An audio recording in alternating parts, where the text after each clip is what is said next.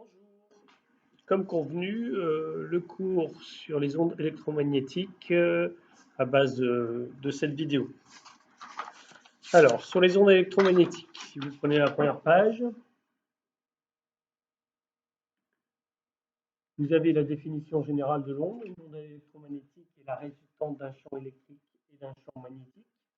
Vous les voyez, ce champ magnétique et ce champ électrique, vous les voyez sur la représentation de l'onde en dessous. Là, ici, vous avez le champ électrique. Et ici, B, le champ magnétique. Voilà les deux champs. Alors, observation. Une onde est composée de deux champs qui sont, vous allez pouvoir compléter ici dans observation, qui sont périodiques dans le temps.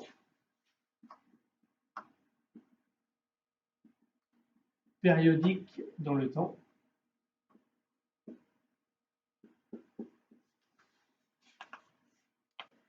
Qui sont perpendiculaires l'un à l'autre.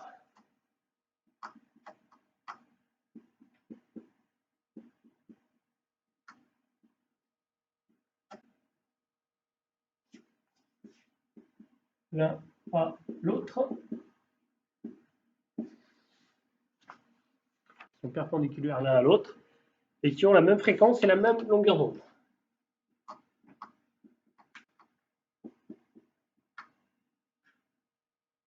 Même fréquence et même longueur d'onde.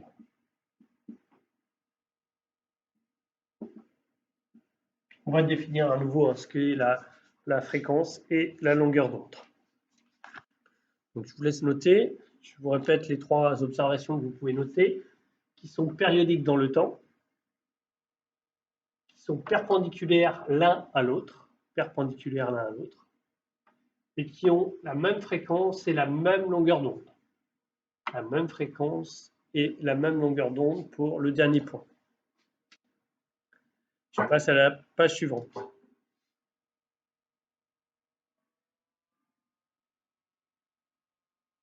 Caractéristiques des ondes électromagnétiques. Fréquence et période. La période notée T est la durée séparant deux motifs élémentaires qui se reproduisent au cours du temps. Ça, on l'a déjà vu précédemment. Je passe. La fréquence notée F est le nombre de motifs élémentaires identiques par seconde.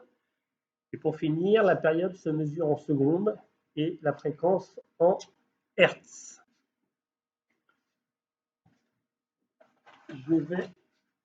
Je vais le noter directement sur le graphique ici. Sur la formule. Donc fréquence en Hertz. Z. Et donc T, ça représente la période en secondes. Bon, ça, on l'a déjà vu, donc je passe assez rapidement là-dessus. Petit b, la célérité. Alors, la célérité des ondes électromagnétiques qui se propagent dans le vide, ont une vitesse de 3 puissance 8 mètres par seconde. C'est pas 10 puissance moins 8, c'est bien 10 puissance 8.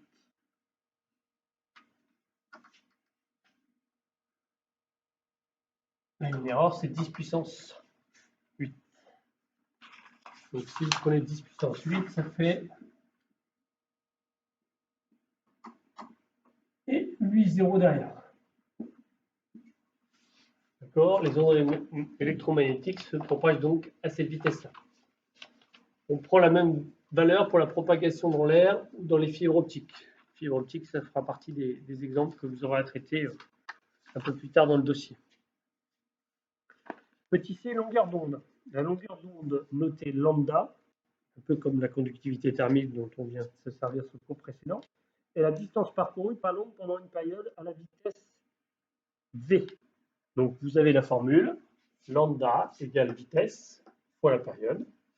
On peut remplacer aussi ça par vitesse divisée par la fréquence, hein, puisque la période peut être remplacée par 1 sur f.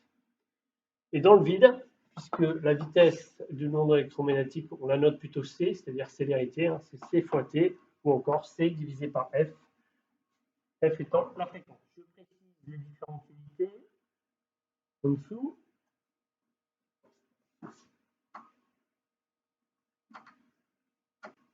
Donc, avec c, célérité en mètres par seconde. Donc pour nous, c'est égal à 3 10 puissance 8 mètres par seconde. Donc c, célérité en mètres par seconde. T, période en seconde.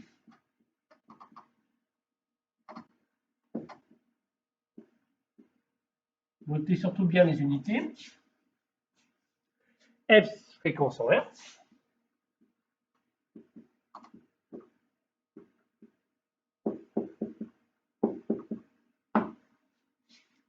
Et lambda, donc, ce qu'on appelle la longueur d'onde. Longueur d'onde en mètres.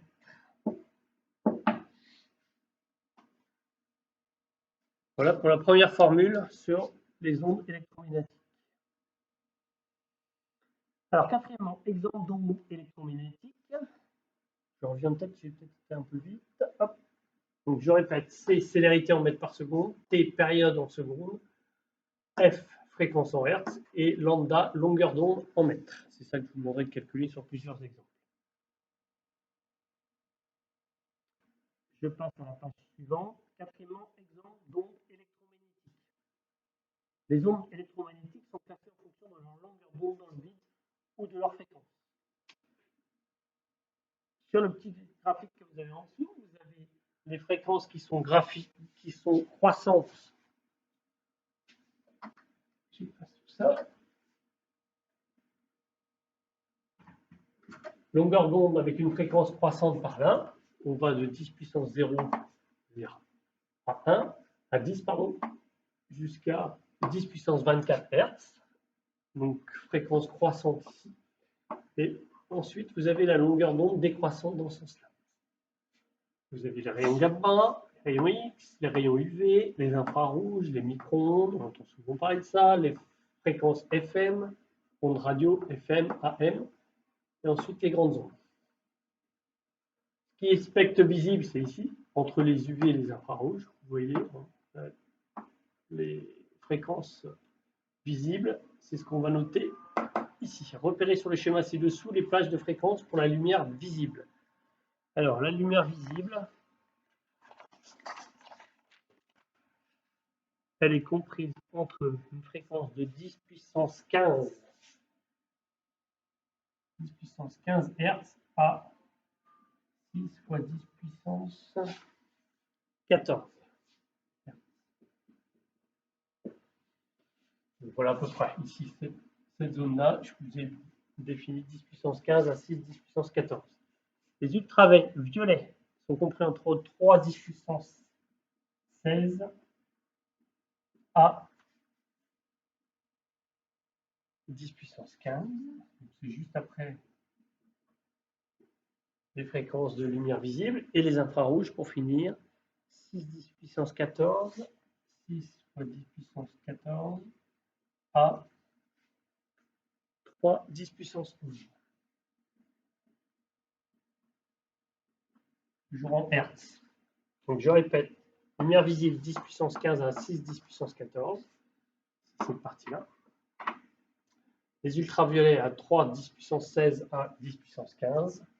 Et les infrarouges de 6 10 puissance 14 à 3 10 puissance 11. Repérez l'onde ayant la longueur d'onde la plus petite. Les rayons gamma. Pour la question d'après, la réponse elle est là. Rayon gamma. Je passe ensuite à l'énergie transportée par un photon. On vous donne la définition d'un photon juste en dessous. Et sur la page d'après, vous avez une formule. L'énergie transportée par un photon. On va finir le cours là-dessus. vous avez la formule. Hop.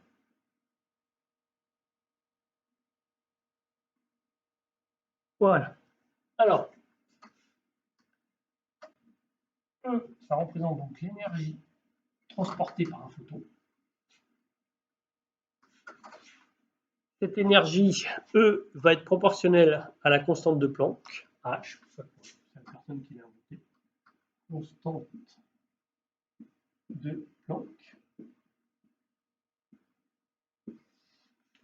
Elle est égale à 6,62 10 puissance moins 6,62 10 puissance moins 34 joules seconde. Donc bien à noter, hein, H est toujours égal à 6,62 10 puissance moins 34, faisant moins 34 joules seconde. F, fréquence en Hertz. D'accord. Ça, depuis le temps qu'on en parle, vous connaissez.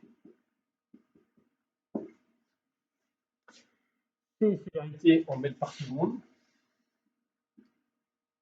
On l'a évoqué sur les pages précédentes. Et E, énergie transportée par le photon, énergie en joules. Et il nous reste le lambda, qu'on a vu aussi, qu'on a défini, la longueur d'onde en mètres.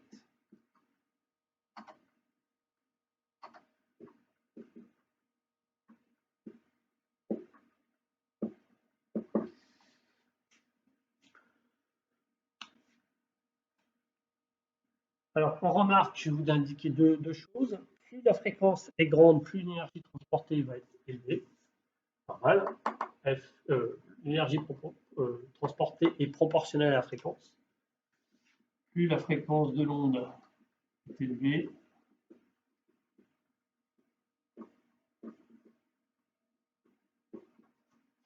plus l'énergie est élevée. Plus l'énergie est grande.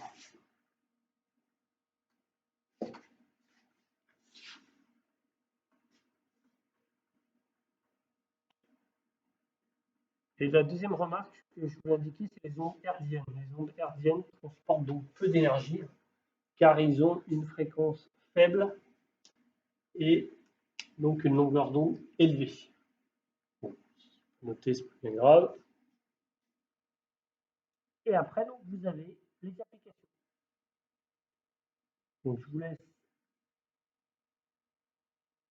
essayer de comprendre ces applications qu'on verra à la rigueur en visio.